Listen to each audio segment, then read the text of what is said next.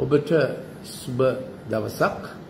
අදත් අපි පොඩි විද්වත් සාකච්ඡාවකට සහභාගී වෙන්නයි යන්නේ. මම පටන් ගන්නම් මේ අපේ රටේ තියෙන ප්‍රශ්නය සම්බන්ධයෙන්. දැන් අර ඩෙල්ටා වේරියන්ට් එක 15 දිනකට විතර පැතිරලා කියලා කියන්නේ. ඉතින් දැන් අලුත් රිසර්ච් එකක් හොයාගෙන තියෙනවා. හවස අපි කොහොමද දන්නවා හවස 6ට තමයි මෙලටොනින් ක්‍රියා කරන්න පටන් ගන්න. ඉතින් උදේ 6ට ඉරු උදාව සමග අපි දවසේ පටන් ගත්තාම දවල් කාලයට අපේ ප්‍රතිශක්තිය යොමු වෙලා හවස 6 වෙනකොට එනවා පැය දෙක තුනක් ප්‍රතිශක්තිය ඊටම අඩු පැය දෙක තුනක් හවස 6 ඉඳලා. ඉතින් මේ ඒ ඩෙන්ගි මදුරුව කන්නේ හොඳ නැති වෙලාවත් ඒ වෙලාවට එනවා. ඒ වගේම දැන් අලුත් පරීක්ෂණයකින් කියනවා හවස 7ට විතර මේ වෛරස් එක කොවිඩ් වෛරස් එක ඇතුළු වුණොත් ඒ වෙලාවට අපගේ වෛරස් භක්ෂක සෛල ඒවට කියන්නේ මැක්‍රොසයිට්ස් මම ක්ලිප් එකක් කරා ඒ මැක්‍රොසයිට්ස් කියන සෛල ඔය WBCDC එකක් කරාම දැකලා තියෙනවද N කියලා තියෙනවා නියුට්‍රොෆිල් L කියලා තියෙනවා ලිම්ෆොසයිට්ස් ඒ ලිම්ෆොසයිට් සෛල තමයි අපේ ප්‍රතිදේහ නිපදවන්නේ සහ අපේ ප්‍රතිශක්ති මතකය ක්‍රියාත්මක කරවන්නේ. තව එකක් තියෙනවා E කියලා. ඒවා තමයි බාහිර පරපෝෂිතයන්ට විරුද්ධව නිකුත් වෙන්නේ සහ ආසාත්මිකතාවය ඇති කරන්නේ. තව එකක් තියෙනවා M කියලා. ඒ මොනොසයිට්ස්. ඒවා තමයි ආක්‍රමණය පටන් ගත්තම ඒ ලැබෙන රසායනික යොමු වීම සමග රුධිරයෙන් එළියට ඇවිල්ලා ඒගොල්ලෝ ෆයිට් එක දෙනවා. ඒවා එතකොට මැක්‍රොෆාජස් වෙනවා. භක්ෂක සෛල වෙනවා. ඒවා වල ක්‍රියාකාරීත්වය අඩුම රෑ 7ට. එතකොට මේ රෑ 7ට වෛරසය ආසාදනය වුණොත් ක්‍රියාකාරීත්වය එයාගේ ක්‍රියාකාරීත්වය ටිකක් දරුණු වෙනවා. ඉතින් මේක අලුත් රිසර්ච් එකක්. එම නිසා අපිට ප්‍රේසම් වෙන්න තියෙන්නේ හම්බස 7ට නොහොබිනා තැන් වලට නොවන එක තමයි අවශ්‍ය දේ. කොහොමද ප්‍රේසම් වෙන්න අවශ්‍යයි.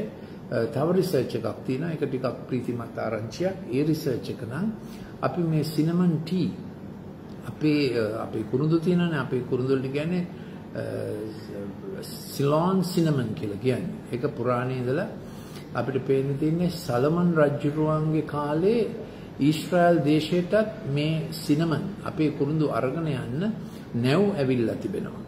ඒ සිනමන් අරගෙන යන නැව් ආවලු ගාලු වරායට.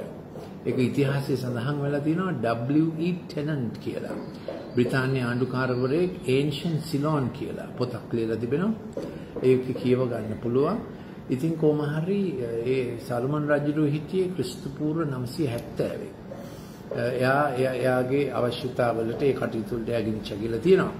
ඒ කෙසේ වෙතත් සිලෝන් සිනමන් ඇල්ඩිහයිඩ් ඒ අපේ සිනමන් එකේ තියෙන ඇල්ඩිහයිඩ් එකක්.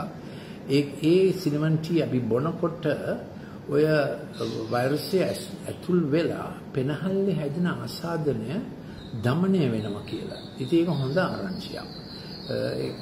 දැන් සමහර අය කොහොමද සිනමන් ටී බොනවා. හැබැයි ඔබ ස්ටැටින් ගන්නවා නම් සිනමන් ටී බොන්න හොඳ නැහැ. මම ඩොක්ටර් ලලිත් මෙන්ඩිස් මගේ අවසාන නිලමේ තනතුර තමයි රජයේ වෛද්‍ය පීඨයක head department of pharmacology. ඒකයි මම මේ ටික විස්තර සහිතව pharmacology කියන්නේ. නමුත් ඔබට කැස්ස හැදීගෙන එනවා නම් මේ කොවිඩ් ආසාදනය නිසා එතකොට ඒ සිනමන් ටී ටිකක් ගන්න පුළුවන් උදේ හවස කුරුඳු තේ. එතකොට දැන් අපිට ක්‍රියාත්මක කරලා තියෙනවා නම්බර එකක් 13990. ඒ නම්බර එකට කෝල් කරාම on call ડોක්ටර් කෙනෙක් ඉන්නවා හැමතිස්සෙම. ඒ නිසා ඔබ ගැන බය වෙන්න ඕනේ නැහැ. තව family physicians ලා 40ක් ඉන්නවා. ඒක පිටිපස්සේ 24/7 on call. ඊටාම හොඳ on call system එකක් ඇති කරලා තිබෙනවා. ගෙදරදී ඒ කියන්නේ යන්න බැරි වෙලා දන්නේ නැති විදිහ සමහර අය බයට යන්නෙත් නැහැ. නමුත් මම ඊට ඉස්සෙල්ලා කළා තියෙනවා ඔබ අනිවාර්යයෙන්ම ડોක්ටර් කෙනෙක්ට කතා කරන්න ඕන ලක්ෂණ එකක් තමයි හිමින් නිකන් උණ නැති ගතියක් තිබිලා 8 වෙනි දවසේ උණ වැඩිවීම හෝ කැස්ස වැඩිවීම හුස්ම ගැනීම අපහසු වීම. ටක් ගාලා ඒ කෝල් එකක් දෙන්න අවශ්‍යයි. ඊළඟට සමහරුන්ට ඩයරියා එකක් හැදෙනවා. මේ බඩේ යෑමක්. එතකොට ඒ කියන්නේ ආසාදනය වැඩි වීගෙන යනවා. පෙනහල්ලෙන් ඇතුළු වුණු එක්කෙනා පෙනහල්ලේ ඒ ක්‍රියාවලිය ඒක ප්‍රතිශක්ති ප්‍රතික්‍රියාවක් පෙනහල්ලේ ඇති වෙන්නේ වෛරස් විසින්. ඊට පස්සේ පෙනහල්ලේ කේශනාලිකාවල රුධිර පට්ටිකා එක්කව කරගෙන යා පොඩි පොඩි රුධිර කැටිති ඇති වෙනවා. ඊළඟට පෙනහල්ලේ ඒ පටලය ඒ කියන්නේ වායුගෝලයයි රුධිරයයි අතර තියෙන පටලයට කියන්නේ ඇල්වියුලර් කැපිලරි මෙම්බ්‍රේන් කියලා. මම ඉතින් විස්තර කරේ ඔක්සිජන් මෙහෙම එනවා මෙහෙම ඇතුල් වෙනවා පෙනහල්ලට මොකද්ද මේ රුධිර නාලිකාවට කේශනාලිකාවට ඒ දෙක අතර තියෙන පටලය එන්න ඝනකම් වෙනවා මේ ප්‍රතිශක්ති ප්‍රතික්‍රියාව නිසා. එතකොට ඔක්සිජන් ඇතුළට යන්නත් බෑ කාබන් ඩයොක්සයිඩ් පිට වෙන්නත් බෑ. එම නිසා කොහොම හරි ඔබ දන්නේ නැති කමින් හෝ දැන් ගොඩක් අය මේක අරක නෙමෙයි කිය එහෙම මෝඩ යෝජනාත් කර ගෙදරටම වෙලා බය ඉන්නවා. එහෙම තත්ත්වයක ඔබ හිටියා නම් ඔය කියන රෝග ලක්ෂණ මතුවුණොත් ඊළඟට ඇඟේ පතේ රුධාව සමග මේ දවස්වල උණක් ආවොත් උපකල්පනයක් තියෙනවනේ මේක කොවිඩ් වෙන්න පුළුවන් කියලා. ඉතින් ওই ටික තමයි කියන්න තිබෙන්නේ. දැන් ඔබ දැනගත යුතුයි මම විද්වත් ડોකියුමන්ට් එකක් College of General Practitioners ශ්‍රී ලංකා ඒගොල්ලන්ගේ නිවුස් ලෙටර් එකට මේ ගැන ලියලා තිබෙනවා. ඔබට ඒක දැනගන්න අවශ්‍ය නම් මට WhatsApp නම්බරයක් එවන්න 076 313 313 4800. එතකොට ඔබ මට කෝල් කරන්න එපා උත්තර දෙන්නේ නැහැ. 076 313 4800. ඔබගේ ડોක්ටර්ට කියන්න මාව කන්ටැක්ට් කරන්න කියලා. එයා සමහර විට මගේ ශිෂ්‍යයෙක් වෙන්න පුළුවන්. ඒකේ තිබෙනවා ડોක්ටර්ස්ලා අනිවාර්යයෙන්ම දැනගත යුතු දේවල්. දැනට අපි ඒක ලංකා පුරා යවනවා. ඉතින් ඔය ටික තමයි කියන්න තිබෙන්නේ. අර වේලහින් දෙන ඖෂධ දුන්නොත් මේක ගොඩක් මර්ධනය කරගන්න පුළුවන්. දැන් ඔබ මම නිතර කියලා දෙනවා විටමින් D සහ සින්ක් ගන්න කියලා. මොකද විටමින් D ගන්නකොට අර අපේ ප්‍රතිශක්ති ප්‍රතික්‍රියාව වේගවත් වේගන ගිහිල්ලා හරි වෙලාවදී ඒක කූල් ඩවුන් කරන්න ඕනේ. ඉතින් පුදුම ඩිසයින් එකක් තිබෙනවා. ඒ කූල් ඩවුන් කරන මොලිකියුල්ස් වල අණු වලට කියන්නේ ස්පෙસિෆික් ප්‍රොඩියුසර් මොලිකියුල්ස් කියලා. නිවාරක අණු. ඒ ශරීරයේ තුලම ඒවා තිබෙන්නේ හැදිලා තියෙන්නේ. IL-4, IL-10, ඉන්ටර්ලියුකින්. ඒ වලට කියන්නේ ඒ අණු වලට කියන්නේ ඉන්ටර්ලියුකින්. ඒ කියන්නේ අපේ ප්‍රතිශක්ති ප්‍රතික්‍රියා දාමයට සම්බන්ධ අණු. විටමින් D ඇති වෙන්න තිබුණම ඒ නිවාරක අණු ගානට වැඩ කරලා අර ප්‍රතිශක්ති ප්‍රතික්‍රියාව අධිවේගී වෙන්න දෙන්නේ නැතුව පාලනය කරන. ඉතින් මේක එක්සලන්ට් ඩිසයින් එකක්. ඉතින් දැන් මම අද තව මාතෘකා දෙකකට යොමු වෙන්න හදන්නේ. මේක පොඩ්ඩක් අහගන්න. එතකොට මිනිසා වෙත එන්නා වූ ආවේග නැත්නම් ආක්‍රමණ 7ක්. පක්ෂිවැද්දාගේ මලපතට අසුවීම. ඒ කියන්නේ ඔබ දන්නේම නැතුව හැංගිච්ච මලපතක් තියෙනවා. ඒක ටක් කාලා ඇරෙනවා. ඔබ අහු කරගන්න බලාපොරොත්තුව තමයි එතන හිටියේ. ඒක චර්යාව ගැන වෙන්න පුළුවන්, ඇඩික්ෂන් එකක් ගැන වෙන්න පුළුවන්. ඊළඟ එක විනාශ කරන වසංගත. දැන් මේක ඒ වගේ එකක්. ඊළඟ එක රාත්‍රී බිහිතිය. දැන් ගොඩක් අපේ ලංකාවේ සංස්කෘතියේ එහෙම දේවල් තියෙනවා කියලා අපි අහලා තියෙනවා. ඒවා නිකන් නෑ බොරු කියලා එහෙම නිකන් විසිකලා දාන්න එපා. දැන් මම කියවනේ ඔය හවස 7ට මේ මොනවද ප්‍රතිශක්තිය අඩු වුණ වෙලාවෙම තමයි මෙයා ඒ වෙලාවට රිංගුවොත් ඒ ආසාදනය වැඩි වෙනවා කියලා අලුත් රිසර්ච් එකකින් හොයාගෙන තිබෙනවා. ඒක බහන්න පුළුවන්. එතකොට හවස 7ට ප්‍රතිශක්තිය වැඩි කර ගැනීමට මොනවද කරන්නේ? එකක් තමයි ඩිජිටල් ගහන්න එපා. ඩිජිටල් ගහන තරමට ප්‍රතිශක්තිය බාල වෙනවා.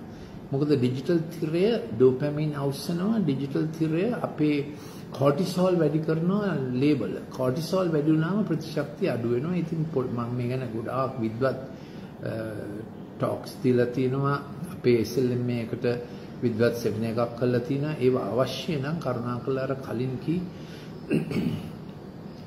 කී WhatsApp එකට නම්බර් 076 313 4800 එකට WhatsApp එක කරන ડોક્ટર ඩිජිටල් එක ගැන ළමයින් ගැන අවශ්‍ය මාතෘකාව. එතකොට මම ක්ලිප් එක අපේ ඔෆිස් එකෙන් ඔබට ලැබෙන්න සලස්වයි.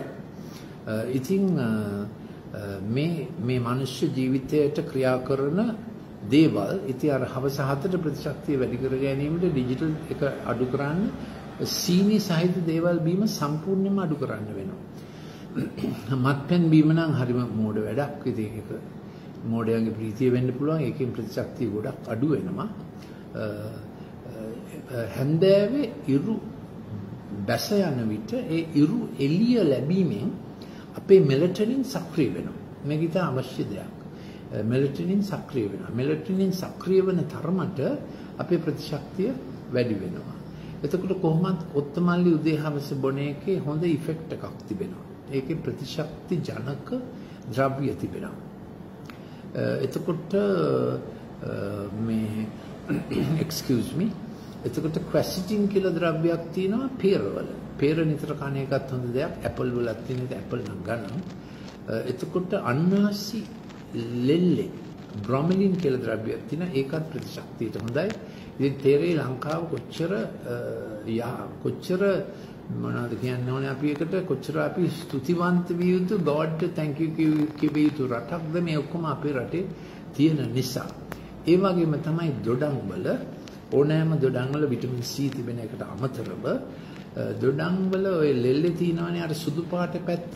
ඒකේ ෆ්ලේවිනොයිඩ්ස් තියෙනවා. ඒවත් අපේ ප්‍රතිශක්තියට උපකාරී වෙනවා. අනිත් එක වම්බොටු කන තරමටත් අපේ ප්‍රතිශක්තිය රැකෙනවා. තව එකක් දැන් අලුත් මේකක් හොයාගෙන තිබෙනවා. මේ omega 3 fatty acids තියෙනකොට ප්‍රතිශක්තිය වැඩි වෙනවා. ඒ නිසා fish oils මාළු දැන් මාළු කෑමට තියෙන බය අහක් කරගන්න ඕන. මොකද ගොඩක් මාළු වල එහෙම විෂ නැහැ. ඉතින් ටිකක් විද්වත් වෙන්නත් අවශ්‍යයි නේ. බය වල විතරක් හරියන්නේ නැහැ. ඉතින් omega 3 capsules තිබෙනවා තමයි. නමුත් ඒකට පොඩි මාළු වල තෙල් ගතිය වැඩි. ඒවා කන එකත් ඉතාම හොඳ දෙයක්. ඊළඟට ඇවකාඩෝ අලිගැට pear වලත් තිබෙනවා. ඒ ශරීරයේ ඔය omega 3 fatty acids කන තරමට අර ප්‍රතිශක්ති ක්‍රියාදාමයේ ශක්තිමත් වෙනවා. ඒගොල්ලෝ විද්‍යාත්මකව දැන් රිසර්ච් වලින් පෙන්නලා තියෙනවා. රිසර්ච් සයිටේෂන්ස් අවශ්‍ය නම් මම එවන්නම්. ඒ දීර්ඝකාලීනව රිකවරි එකටත් ඒ omega 3 fatty acids ගන්න එක හොඳයි. අර පෙනහැල්ලේ ඇති වුණු නොඑක් ප්‍රතිශක්ති අර්බුද වලට ඒ omega 3 fatty acids හොඳයි. ඉතින් ඒ නිසා මේකට බය වෙලා හරියන්නේ නැහැ. මේකට අපි මුණ දෙන්න ඉගෙන ගන්න ඕන. මම අර රාත්‍රී බිහිති එක කිව්වේ අර හැන්දෑවේ ප්‍රතිශක්තිය අඩු වෙන වෙලාවට කළ යුතු දේවල් ගැන. එතකොට තව එකක් තියෙනවා මිනිසාට එන දවාලේ විදින ඊගස. ඒ කියන්නේ කවුරු හරි ඔබ ඉලක්ක කරගෙන තමයි ඒක එවන්නේ. you are the target. ඒක ඈතින් එන්නේ. ඒක නපුරු ක්‍රියාවක්, නපුරු කුමන්ත්‍රණයක්. දවාලේ ඊගස කියන්නේ ඔබ ඉතා බලාපොරොත්තු නොවන වෙලාවක යාළුවෙක්කින් වෙන්න පුළුවන්. ඒකට කියන්නේ ඉලක්කය ඔබයි. එහෙම සිද්ධිය ඔබට මතක ඇති. ඒක එනකොට ඔබ දැනගත යුතුයි. මගේ ජීවිතේට ආවරණයක් අවශ්‍යයි කියලා ඉතින් මම නිතර කියලා දුන්නා. යහපත් වෙන්නේ ඉන්නවා. ඒ තුමා ඔය ඉලක්ක වලින් අපි ඉලක්කයට අහු වීමෙන් බේර ගන්නත් පුළුවන්. පළවෙනියෙන්ම කියවනේ හිඟ නොවන්නේ කියලා. ඒ වගේම ආරක්ෂාවකුත් වන්නේය. ඊළඟට අඳුරේ යන වසංගත තියෙනවා. ඒ කියන්නේ දැන් මේ කොවිඩ් වගේ ඒවා. ඒ වල තිබෙනවා මේ තේරුම් ගන්න අමාරු පැති තිබෙනවා. දැන් මේ වෛරස් එක මොකද වේරියන්ට්ස් වෙන්නේ. කලින්ම කිව්වා ඒකට විරුද්ධව ඇන්ටිබොඩි හැදුවොත් මේ වෛරස් එක එන්න වෙනස් වෙයි කියලා විද්‍යාඥයෝ කට්ටියක් කිව්වා. නමුත් ඒක අහගත්තේ නැහැ. ඉතින් දැන් ලෝකේ පාලනය කරන විද්‍යාඥයෝ අවුරුදු 45යි අය. අවුරුදු 65 70 විද්‍යාඥයෝ ගොඩක් රිසර්ච් කරපු අයට දැන් රාජ්‍ය බලය නැහැ, රාජ්‍ය ආයතන නැහැ. දැන් මෙඩිකල් ජර්නල් එකක් තියෙනවා ලැන්සෙට් කියලා. ඒක නිතර කීපසරයක් පළ කරා විද්‍යාත්මක නොවන ආටිකල්ස්. ඒක ප්‍රශ්නයක් වෙලා ෆේක් ආටිකල්ස්. ඒවා දැන් ඒක ෆේක් කියලා රිට්‍රැක්ට් කරන්න ඕන. එතකොට විද්‍යාවේ ක්වොලිටි එක බහිනවා සහ විශ්වාස කරන්න බැරි වුණාම නේද? ඉතින් මනුෂ්‍යයට තීරණයක් ගන්න වෙලා තිබෙනවා අපි විද්‍යාව කියලා මොනවද විශ්වාස කරන්න කියලා. මොකද දැන් ආර්ථිකයටත් විද්‍යාව කතා කරනවා. කෑම වලටත් විද්‍යාව කතා කරනවා. උදාහරණයක් වශයෙන් ජෙනටික් එන්ජිනියරින් කරලා ගොඩක් අපේ ලංකාවේ තිබුණු ගොඩක් බීජ නෑ නේද? ස්වභාවිකව තිබුණු බීජ. දැන් රජයන උත්සාහයක් ගත්තා. ගන්නෝරුවේ හැම ස්වභාවික බීජ, ස්වභාවික හාල් වර්ග, ස්වභාවිකව බීජ තබා ගන්න. නම් වෙන්නේ මොකද? මේ ජෙනටික් එන්ජිනියරින් වලින් බීජ වෙනස් කරනකොට ඇග්‍රෝ කෙමිකල්ස් දාන්නම අවශ්‍ය වෙනවා. ඊළඟට ඒකේ කොළවල හැටි වෙනස් වෙනවා. පොළොවට වැටෙනවම දිරන්නේ නැතුව යනවා. ඉතින් එක එක විදිහට බලපානවා genetically engineered molecule එක. ඉතින් කෙටි කාලීනව මහ අස්වැන්නක් ගන්න ගිහිල්ලා අපි දීර්ඝ කාලීනව විනාශයක් කරන බවයි දැන් සාක්ෂාත් වන්නේ. ඉතින් මේ ඇග්‍රොකෙමිකල් අරගලය කොහොම ගියත් ඇමරිකාවේ මේ කම්පැනි එකක් තියෙනවා මොන්සන්ටානෝ කියලා. ඒගොල්ලෝ ගොඩාක් මේක දියත් කරනවා. ඒකෙන් පිළිකා හැදෙන බව එහෙ ලොකු නඩු දාලා ඔප්පු කරලා තිබෙනවා. ඉතින් අපේ රජයට යම් ප්‍රඥාවක් අවශ්‍යයි හොඳ දේ ඉවසීමෙන් කරගන්න. කරන්න යන දේ හරි නමුත් ඒක ඉවසීමෙන් කරගන්න. එතකොට මේ ඈතින් යන ඊගස ගැනනේ අපි කිව්වේ අඳුර යන සංගතේ ඉරිමුදුන් වේලේ පාලු කරන විනාශය. ඒ කියන්නේ මෙච්චර හොඳට ඉඳලා මෙහෙම පාළුවකට ගියේ ඇයි? ඒක ලංකාවට ඉතාම අදාළ ප්‍රශ්නයක්. ඉරිමුදුන් වේලේ කියන්නේ අපි 1948 මම නිතර මේක කියලා තියෙනවා. අපි ආසියාවෙන්ම පොසත් රට. ආසියාවේ විතර නෙමෙයි අප්‍රිකාවේ හැම රටකටම වඩා අපි පොසත්. දකුණු ඇමරිකාවේ හැම රටකටම වඩා පොසත්. ඒ විතරක් නෙමෙයි යුරෝපයේ රටවල් දෙවෙනි ලෝක මහා සංග්‍රාමයෙන් විනාශ වෙලා තිබුණේ.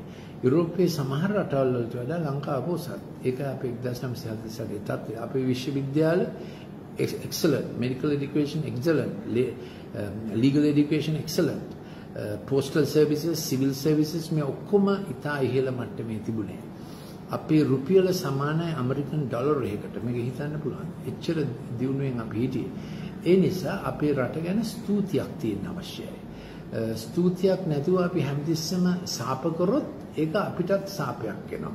ඔය වැලි ගොව්වා නැහින්නේ කටෙන් කියලා පරණ සිංහල ප්‍රස්තාපිරලක් තියෙනවා. අපි නැහින්නේ කටෙන්. ඒ කියන්නේ අපි කටින් පිට කරන දේවල් වල රිටර්න් එකක් තිබෙනවා. වපුරන දේ අපිට අස්වැන්නක් වෙනවා. ඉතින් මම මේ ටික කිව්වේ අපි කොහොමද මේ වෙනස් විදියකට හිතන්නේ. මම දැන් ඔබට තව අදහසක් ඉදිරිපත් කරන්න කැමතියි. මගේ අන්තිම ක්ලිප් එක මම කරා වෝටර්ලූ ටු වුහාන් කියලා. ප්‍රංශ විප්ලවයේ ඉඳන් පටන් අරගෙන මට මතක හැටියට 216ද කොහෙද. දැන් මේ වෙනකොට මේක 222 වෙලා තිබෙන්නේ මගේ ක්ලිප්. දැන් මගේ ඇප් එකක් තිබෙනවා. ඒක ඩවුන්ලෝඩ් කර හැකි ඔබට නොමිලේ Golden Nuggets. ඒක Android version එකක් තියෙනවා, Apple Store එකේ තියෙනවා. Dr. Lalit Mendis Golden Nuggets. Nuggets එක ස්පෙල් කරන්නේ NUGGETS. ඒක ඩවුන්ලෝඩ් කරොත් මේ ඔක්කොම ක්ලිප් බලා ගන්න පුළුවන්. නමුත් මම ඔය කියන විෂයන් වලින් මොනවා හරි අවශ්‍ය නම් අපිට අර ෆෝන් නම්බර් එකට පොඩි මේකක් දාන්න. පොඩි ඉල්ලීමක් කරන්න මේ විෂයයි අපිට අවශ්‍යයි කියලා. දැන් මම බලන්න යනවා මේ ටික පොඩ්ඩක් අහගෙන බලන්න. එතකොට Waterloo to Wuhan. Waterloo කියන්නේ නැපෝලියන් පෙරදුන තැන. 1789 තමයි ප්‍රංශ විප්ලවය. So from the time of the French Revolution. ප්‍රංශ විප්ලවයේ ඉඳලා මේ දක්වා ආපු ගමන මිනිස් සංහතිය. එතකොට මම ඊයේ ඉංග්‍රීසියෙන් කරා නැව් දෙක කතාව, සිකුරාදා සිංහලෙන් කරා නැව් දෙක කතාව මම ඒක රිපීට් කරන්නේ නැහැ. ඒක බලා ගන්න ඕන. MV Fantasy versus HMS Redemptoria. MV Fantasy කියන්නේ අතිශයෝක්තියේ නෞකාව. ලෝකේ ලොකු ගමනක් කරාද 1970 ඉඳලා. අතිශයෝක්තියේ නෞකාවට ගොඩක් අය නැග්ගා ඒකට. මොකද ඒක thrill, peril, exhibition, entertainment, නැවගිලුණත් බෑන්චුන් නෞකාව. අතිශයෝක්තියේ නෞකාව. තව නෞකාවක් තිබුණා. ඒකට මම කිව්වා අභයදානය කියලා. HMS Redemptoria. ඒක හැමතැනම නවත්තමින්, වැටුණු අය සූ කරමින්, බිඳුණු අයව පික් අප් කරමින්, අමාරු අයට සලකමින්, සුභසිද්ධ දායකයෝ සුභසිද්ධ ඉෂ්ට කරමින් ගමන්ගත් නෞකාව. ඒක HMS ඉංග්‍රීසි මම කිව්වේ HMS Redemptoria කියලා. සිංහලෙන් මම ඒකට කිව්වේ HMS අභයදානය කියලා. මොකද ඒ ලයිෆ් ස්ටයිල් එක, ඒ ජීවිත ශෛලිය තෝරගත්තා. ගොඩක් නෙමෙයි. හැබැයි ඒගොල්ලෝ නිසා තමයි ලෝකෙ රැකෙන්නේ. මේක හිතලා බලන්න. එතකොට අම්මලා තාත්තලාටත් හිතනොත් ෆැන්ටැස්ටික් වෙන්න නේ. ඉන්ෆ්ලුවෙන්සර්ස්ලා වෙන්න, TikTok වෙන්න. අම්මලා තාත්තලාට හිතනොත් මොකෝ වෙන්නේ? එතකොට අම්මලා තාත්තලා නැති වෙනවා. නළුවෝ සහ නිලියන්ගෙන් ලෝකෙ පිරී යනවා. ඒක තේරෙලා තියෙනවා. ඒක තේරෙලා තියෙනවා. එතකොට දේශපාලනයටත් එනවා නළුවෝ සහ නිලියෝ. ආර්ථිකයටත් එනවා නළුවෝ සහ නිළියෝ. දෙයියෝ සහ වෛද්‍ය විද්‍යාවට ආවොත් නළුවෝ සහ නිළියෝ. ඊළඟට ගෙදර අම්මා තාත්තා නළුවෙක් හෝ නිළියක් වුණත් කවුද ළමයි බලාගන්නේ? මම මේ සිනමාවට අගෞරව කරනවා නෙමෙයි. අපි ඒ ක්ෂේත්‍රවල යෙදෙනවානේ. අපි අපේ ක්ෂේත්‍රය ගැන නිපුර විය යුතුයි, එක්සලන්ට් විය යුතුයි, බෙනෆැක්ටර්ස්ලා විය යුතුයි. එතකොට මේ HMS අබේදානය කියන නෞකාවේ ඉන්නේ කවුද? සුභ සිද්ධ දායකයෝ. ඒගොල්ලෝ ජීවිතය දිහා බලන්නේ කොහොමද? අපිට නිපුණතාවයක් දී තිබෙන්නේ අනිත් අයට බෙනෆැක්ටර්ස්ලා වෙන විදිහට. අනිත් අයට සුභ සිද්ධියක් ඉෂ්ට කරන පිණිස. එතකොට වෛද්‍යවරයා වෙත ලෙඩා එන්නේ. ලෙඩා තමයි බෙනෆිෂරි. සුභ සිද්ධිය ලබන තැනත්තා. beneficence මේ ලස්සන ඉංග්‍රීසි වචන ටිකක් බරයි. ඒක සිංහලෙන් කිව්වම සුභ සිද්ධාක ලෙස. ඒගොල්ලෝ තමයි HMS නෞකාවේ හිටියේ. ඉතින් මිනිස්සු ඒගොල්ලන්ට hina වුණා. මොකද ඒගොල්ලෝ අර මේ මොඩර්න් ක්‍රමයට දිලිසෙන්නේ නැහනේ. ඉතින් අමාරු කාලාවම මේ MV Merchant Vessel Fantastica අතිශෝක්තියේ නෞකාව දෙන්න අමාරු වෙලා කියලා තේරුණාද? කුණාටුව වැඩි අතිශයෝක්තියෙන් ජීවත් වෙන්න බෑ නේද? ඇත්ත සැටියෙන් ජීවත් වෙන්න අවශ්‍යයි. ඉතින් මේ ක්ලිප්ස් ටික බලා ගන්න ඕන. ඔබට මිස් වුණා නම් මේක ඉංග්‍රීසි සහ සිංහල 215 ඉංග්‍රීසි 216 සිංහල 217 සිංහල 218 ඉංග්‍රීසි 219 සිංහල. දැන් සිකුරාදා කරේ 220 ඒක සිංහල. ඒකේ තමයි තියෙන්නේ අර ඔය මේ ටිකක් කියලා තියෙන එකේ 221 ඉංග්‍රීසි අද 222 දැන් සිංහල. දැන් මේක අහගන්න අර නැව අබේදානයේ නැවේ අයගේ මොනවද ඒගොල්ලන්ගේ ජීවිත ලක්ෂණ? ඔබට තීරණයක් තියෙනවා. ඔබ අයිති අතිශයෝක්තියේ නෞකාවේද යන්නේ අබේදානයේ නෞකාවේද යන්නේ? Are you in MV Fantastica or HMS Redemptoria? මේක අහගන්න. සිතින් යටහත් වන්නෝ ආශිර්වාද ලද්දේ ඔව්හු දිවුම දිනන්නෝය. සිතෙන් බලවන්තයෝ කැපී පෙනෙන්නෝය. අනෙක් බලවන්තයෝ ඔවුන් කපන්නෝය. ඒක තමයි ප්‍රින්සිපල් නම්බර් 1. එතකොට HMS අබේදානයයි කියන අපි සිතින් යටහත් වෙනවා ආශිර්වාදයක් තියෙනවා. ආශිර්වාදය කියන්නේ යහපත් එඬේරේ ඉහළින් අපිට කරන උපකාරයක් අවශ්‍යයි. දැන් ඔබ කිව්වොත් එහෙම කෙනෙක් නැහැ. එහෙම උපකාරයක් මට ඕනේ නැහැ. no problem. ඔබ හිතනවා නම් මේ වගේ කාලෙකත් එහෙම කෙනෙක් නැහැ, එහෙම උපකාරයක් මට අවශ්‍ය නැහැ කියලා. දැන් සමහර අය අහන එහෙම කෙනෙක් හිටියනම් මෙහෙම උනේ ඇයි කියලා.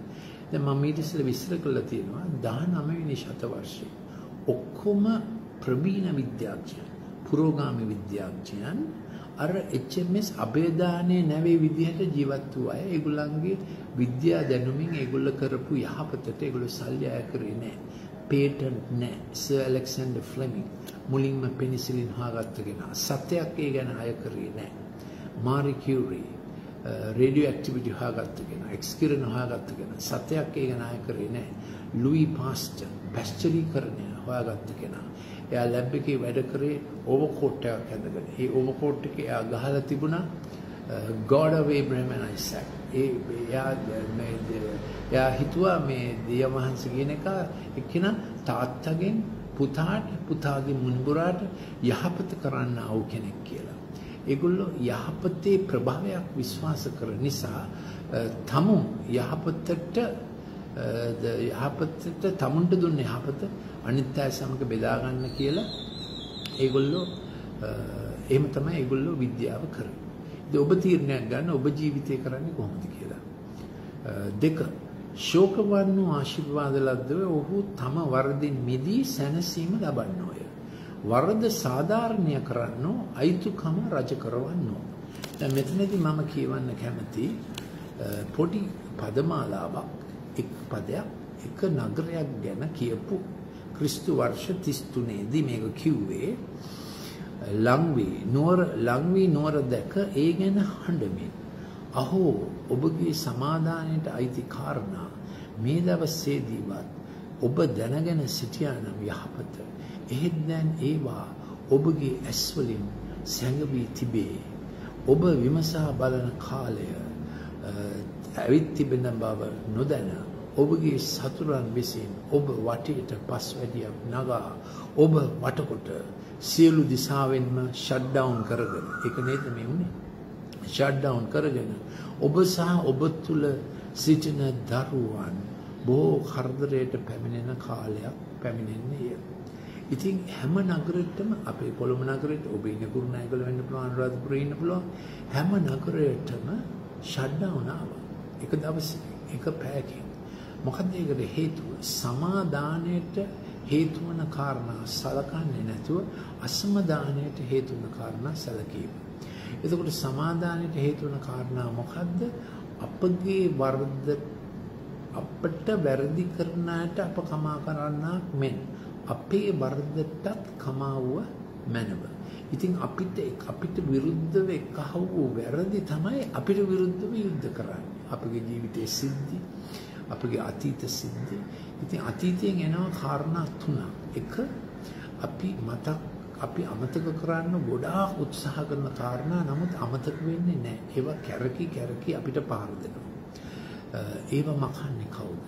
ඒ වැරදුණු තැන්, පෙරදුණු තැන්, ආදානය, ජරා පාප ලැජ්ජාව ඒවා අපිට ඒවා කවුද මකන්නේ? ඒ කියන්නේ පිටිපස්සෙන් එන ඒවා අපිව තල්ලු කරොත් හරි පස්සට ඇද්දොත් හරි අපිට සම්මියශීලී විධායක දියුණුවට යන ජීවිතයක් ගත කරන්න බැරි වෙනවා. ඒකයි මගේ යෝජනාව යහපත් නිලයක අවශ්‍යයි.